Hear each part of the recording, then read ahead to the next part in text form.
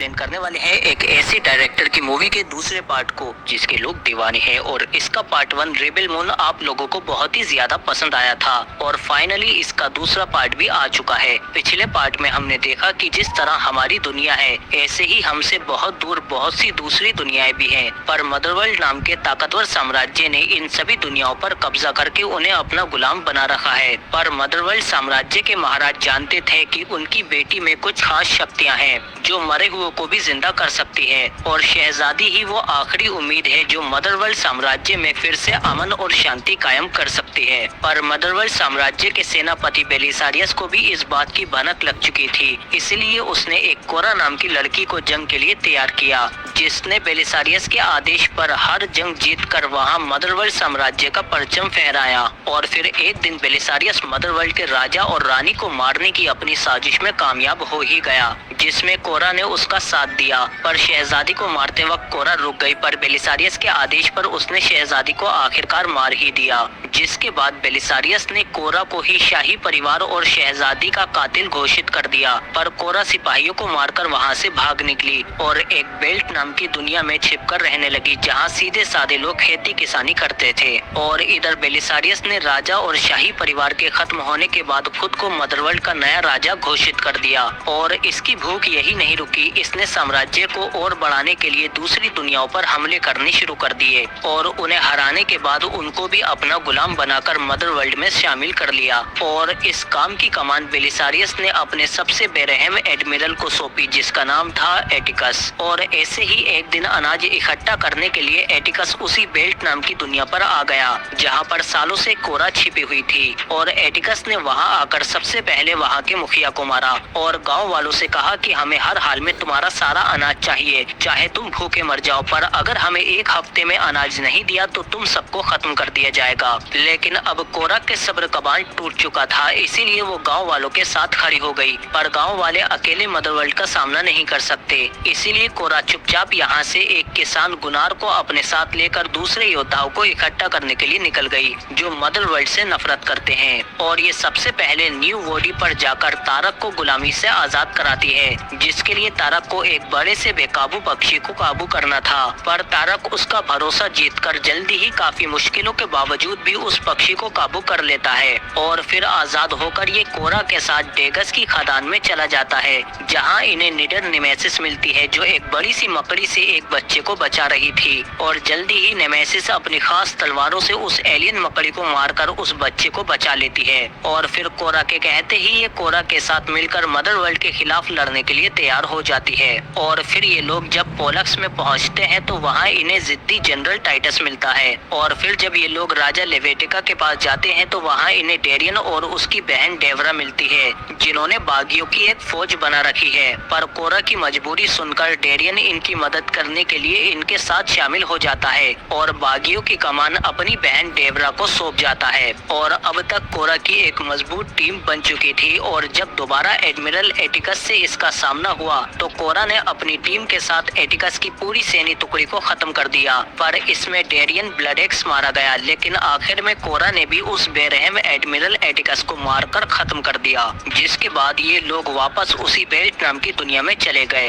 पर दूर से जेम्स नाम का रोबोट इन पर नजर रख रहा था और एटिकस भी अभी जिंदा था, जिसे मदरवर्ल्ड के लोग उठाकर ले गए। और फिर जल्दी ही ये अपनी एडवांस टेक्नोलॉजी से एटिकस को ठीक कर लेते हैं। पर बेलिसेरियस इससे कहता है कि चंद गांव वालों से हार कर तुमने मुझे निराश किया है। पर एटिकस बताता है कि उन गांव वालों के साथ आपकी मुंह बोली बेटी कोरा भी थी, जो अभी भी जिंदा है। जिस पर बेलिसेरियस कहता है कि अगर वो जिंदा है तो मुझे हर हाल में वो जिंदा चाहिए, ताकि मैं सबके सामने उसे सजा दे सकूं। पर अगर तुम इसमें नाकाम हुए तो वो भयानक सजा तुम्हें मिलेगी। जिसके बाद हम देखते हैं कि एटिकस अपने सिपाहियों से कहता है कि कोरा अभी भी उन गाँव वालों के साथ है, जल्द से जल्द जहाज को वहाँ ले चलो ताकि मैं अपनी हार का बदला ले सकूं। और इधर कोरा को भी पता चल जाता है कि एटिकस जिंदा है और 5 दिन में यहाँ पहुँच जाएगा और इस बार वो इस दुनिया को पूरी तरह से तबाह कर देगा। इसीलिए जनरल टाइटस गांव वालों से कहते हैं कि इस मुश्किल वक्त में हमें कंधे से कंधा मिलाकर दुश्मन से जंग लड़नी होगी। हम तुम्हें लड़ना सिखाएंगे, हमें हर वो इंसान चाहिए जो हथियार उठा सकता है। इसके बाद कोरा गुनार से कहते हैं कि गाँव वाले डरे हुए हैं, पर गुनार कहता है कि वक्त आने पर वो हमारे साथ लड़ेंगे। और तभी हम देखते हैं कि कोरा और गुनार जानवर भी एक दूसरे से प्यार करने लगे हैं और इधर एटिकस भी अपने जंगी जहाज के साथ इनके करीब आता जा रहा है और इसके सब्र का बांध टूटता जा रहा है क्योंकि ये कोरा से अपना बदला लेने के लिए बेताब है। और इधर कोरा और उसके साथी गांव वालों को लड़ने की ट्रेनिंग दे रहे हैं। जनरल टाइटस कहते हैं कि रियासत के बचे हुए हथियार और बम हमें लड़ने में मदद करेंगे। हर एक गांव वाला हर एक बंदूक उठा ले, चाकू तलवार जो मिले निकाल लो। हमें अपने बचाव और उन पर हमला करने के लिए गहरी सुरंगें खोदनी होंगी। और फिर हम देखते हैं कि धीरे धीरे सभी गांव वाले हथियार चलाने और निशाना लगाने में माहिर होते जा रहे हैं। इनके ऊपर मंडराता हुआ मौत का खतरा इन्हें दिन ब दिन किसान से सिपाही बनाता जा रहा है और जल्दी ही ये सभी गांव वाले जमीन के नीचे काफी लंबी लंबी सुरंगें बना लेते हैं। इसके बाद ये कोरा का पुराना जहाज भी ढूंढ निकालते हैं जिसमें कोरा यहाँ पर आई थी, लेकिन जब कोरा इसे चलाने की कोशिश करती है तो ये ठीक होता है, इसीलिए कोरा इसे उड़ाने में कामयाब हो जाती है जो ठीक हालत में है और जंग में इनके काफी काम आएगा।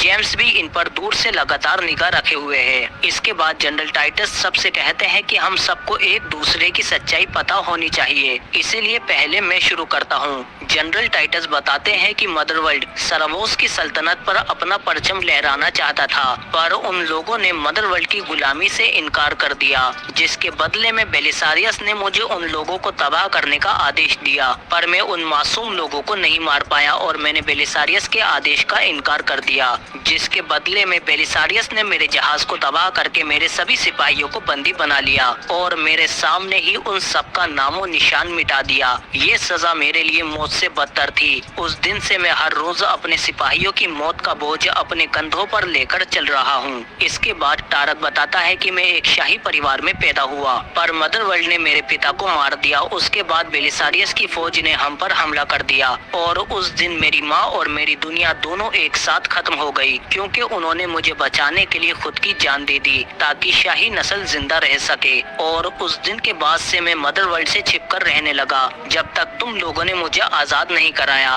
तुम्हारी वजह से ही मुझे दोबारा लड़ने का मौका मिला और अब मैं पीछे बिल्कुल नहीं हटूंगा। इसके बाद नेमेसिस बताती है कि हमारा गांव मछुआरों का गांव था, पर बेलिसारियस की फौज ने जब हम पर हमला किया तो सब कुछ तबाह हो गया। पर हमारे पुरखे बहादुर लड़ाकू थे, इसीलिए मैंने जब अपने हाथ काटकर अपने पुरखों के दस्ताने अपनाए तो उन्होंने मुझे लड़ना सिखाया और उस दिन के बाद से मैं सिर्फ बदले की आग में झुलस रही हूँ और मैं अब उन सबको मारूंगी। गुनार बताता है कि मैं एक मामूली किसान था जो अब अपनी दुनिया बचाने के लिए लड़ रहा है। इसके बाद कोरा बताती है कि मेरी कहानी तो तुम सब लोग जानते हो। बेलिसारियस ने मेरी दुनिया तबाह करके मुझे तोड़ा, लड़ना सिखाया और आखिर में मुझे पाल पोसकर अपने ही जैसा बना दिया और फिर मैं भी मदरवर्ल्ड के लिए जंग लड़ने लगी और उसी झंडे के तले काम करने लगी जिसने मेरी दुनिया तबाह की थी। जिस पर जनरल टाइटस कहते हैं कि हम सबका दुश्मन एक ही है। हमें नहीं पता कि हमारी किस्मत में कल क्या लिखा है, लेकिन कल जो भी हमारी जमीन पर कदम रखेगा हम उसे मिट्टी में मिला देंगे। और इधर हम देखते हैं कि एडमिरल एटिकस का जहाज भी इनके काफी करीब आ चुका है और फिर अगली सुबह कोरा अपने जहाज को ले जाकर एक झरने के पीछे छिपा देती है। तभी इसके सामने जेम्स आ जाता है जो कहता है कि शायद मुझे यहाँ रहने का मकसद समझ में आ गया है।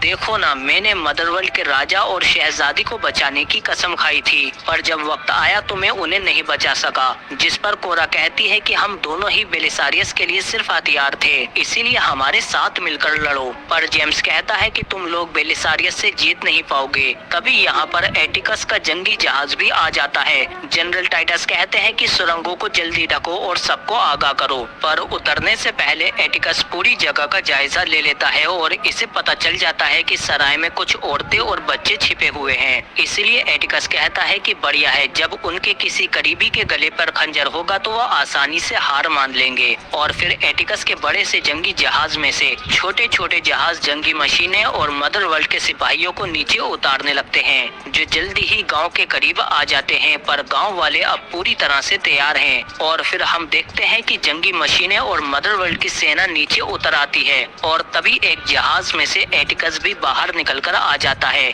जिसे जिंदा देखकर कोरा उससे बात करने के लिए उसके पास चली जाती है। पर वो कोरा को अपनी बातों में उलझाने की कोशिश करता है और उससे कहता है कि ये बात तुम भी जानती हो कि ये गांव वाले मदरवर्ल्ड के खिलाफ नहीं लड़ पाएंगे। मैं जानता हूँ कि औरतें और बच्चे सराय में छिपे हुए हैं और मेरे आदमी अब तक वहाँ पहुँच चुके होंगे, इसीलिए भलाई इसी में है कि तुम अपने आप को मेरे हवाले कर दो दो। मैं वादा करता हूँ कि यहाँ किसी का खून नहीं बहेगा और सब कुछ शांति से निपट जाएगा, पर अगर तुमने इनकार किया तो मेरे आदमी उन सभी मासूम औरतों और गांव वालों को काट डालेंगे। जिस पर कोरा मान जाती है और घंटी बजाने से मना कर देती है। और फिर जब ये गुनार से जाकर गले मिलती है तो कहती है कि मैं सिर्फ अपनी वजह से सभी गांव वालों की जान खतरे में नहीं डाल सकती। पर गुनार इसकी गन निकालकर फौरन घंटी बजा देता है और तभी गांव वाले एटिकस के जहाज को उड़ा देते हैं और चारों तरफ तबाही मच जाती है। सुरंगों की रणनीति काम कर गई। अचानक हुए हमले से एटिकस को कुछ समझ नहीं आता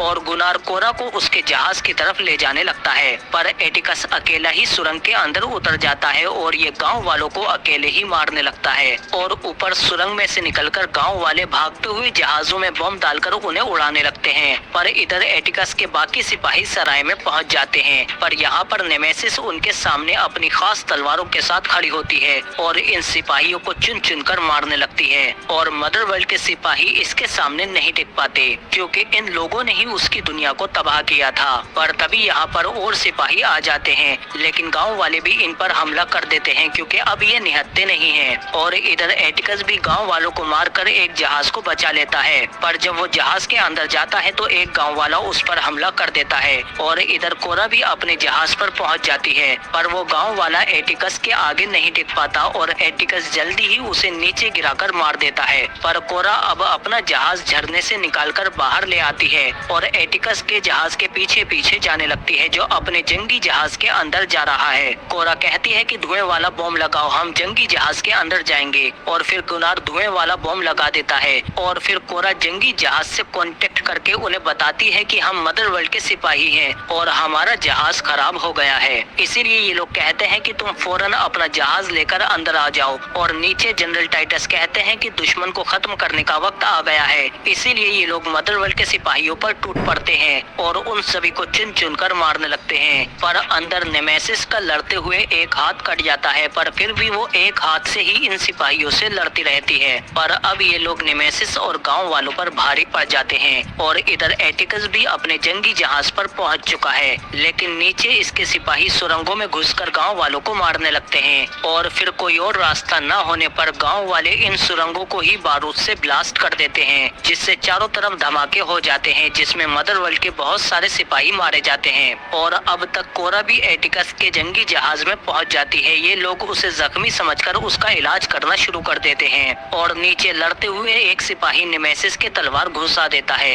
पर तभी एक बच्चा उसे बचाने के लिए बीच में आ जाता है और मौका मिलते ही नेमेसिस दुश्मन को मार गिराती है। पर अब ये इतनी जख्मी हो चुकी है कि बच नहीं पाएगी और आखिरकार मदरवर्ल्ड से लड़ते हुए नेमेसिस भी मर जाती है, पर झुकती नहीं है। और बाहर हम देखते हैं कि जनरल टाइटस ने गांव वालों के साथ मिलकर सभी दुश्मनों को मार दिया है। पर तभी यहाँ पर मदरवर्ल्ड के और भी ज्यादा सिपाही आ जाते हैं, जिनके पास बड़ी बड़ी जंगी मशीनें हैं जो इन पर गोलियों की बौछार कर देती हैं। और ऊपर हम देखते हैं कि कोरा भी अचानक से मदरवर्ल्ड के सिपाहियों पर हमला करके उन्हें मार देती है और गुनार से कहती है कि मुझे वो बम दो, हमें इस जंगी जहाज को उड़ाकर फौरन यहाँ से निकलना होगा। पर नीचे गांव वाले भी मदरवर्ल्ड की दूसरी टुकड़ी का बहादुरी से सामना करते हैं और ऊपर कोरा भी छिपकर जंगी जहाज के मेन हिस्से में जाने लगती है ताकि वहाँ पर बम लगा सके। और नीचे गांव वाले भी अपनी जमीनों के लिए डटे रहते हैं और ऊपर कोरा जहाज के मेन हिस्से में कई सारे बम लगा देती है। और नीचे हम देखते हैं कि गांव वाले इनकी जंगी मशीनों के आगे नहीं टिक पा रहे,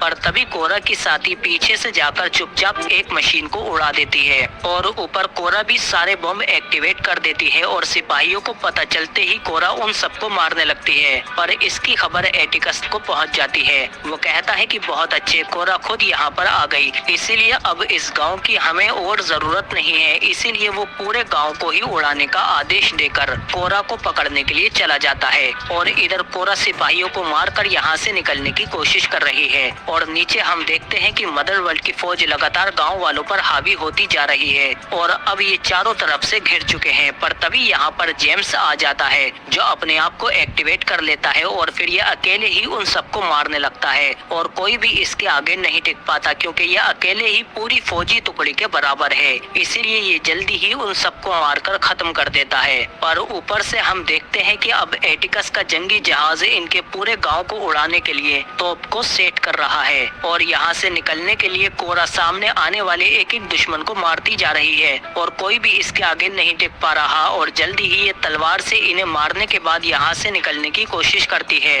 पर अब गांव वाले तोप के निशाने पर आ चुके हैं और तभी इसके सामने भी एटिकस आ जाता है। पर जैसे ही इसके लोग गांव वालों को तबाह करने वाले होते हैं तभी कोरा के लगाए हुए बॉम्ब ब्लास्ट हो जाते हैं और ये पूरा जंगी जहाज तबाह हो जाता है। पर कोरा को बचाने के चक्कर में गुनार को गोली लग जाती है, जिसके बाद कोरा एटिकस से गिरते हुए जहाज पर ही लड़ने लगती है और ये दोनों एक दूसरे से बिल्कुल भी कम नहीं है। एटिकस कोरा को मारने की कोशिश करता है पर कोरा एक जोरदार किक मारकर उसे दूर फेंक देती है। जहाज गिरने की वजह से ये दोनों एक जगह नहीं टिक पाते पर फिर भी लड़ते रहते हैं और आखिर में एटिकस कोरा पर भारी पड़ जाता है और उसे गला दबाकर मारने लगता है। पर तभी गुनार पीछे से उसे मार देता है, पर इस बार कोरा इसका सिर ही काट देती है। लेकिन अब ये जंगी जहाज तेजी से नीचे गिर रहा है, पर कोरा गुनार को अपने साथ एक जहाज में ले जाती है और इस जंगी जहाज के गिरने से पहले ही यहाँ से निकल जाती है और एटिकस के साथ उसका जंगी जहाज भी नीचे गिरकर तबाह हो जाता है। पर नीचे उतरकर कोरा देखती है कि गुनार बहुत ज्यादा जख्मी है। कोरा कहती है कि तुम्हें कुछ नहीं होगा, मेरी तरफ देखो। और फिर तभी डेवरा ब्लडेक्स अपनी बागियों की टोली के साथ यहाँ पर आ जाती है और मदर वर्ल्ड के बचे हुए जहाजों को ये लोग चुन चुन कर मारने लगते हैं। उन्हें भागने का मौका भी नहीं मिलता और ये उन सबको तबाह कर देते हैं, जिस पर सभी गांव वाले अपनी जीत पर बहुत खुश होते हैं। पर तभी कोरा देखती है कि गुनार मर चुका है,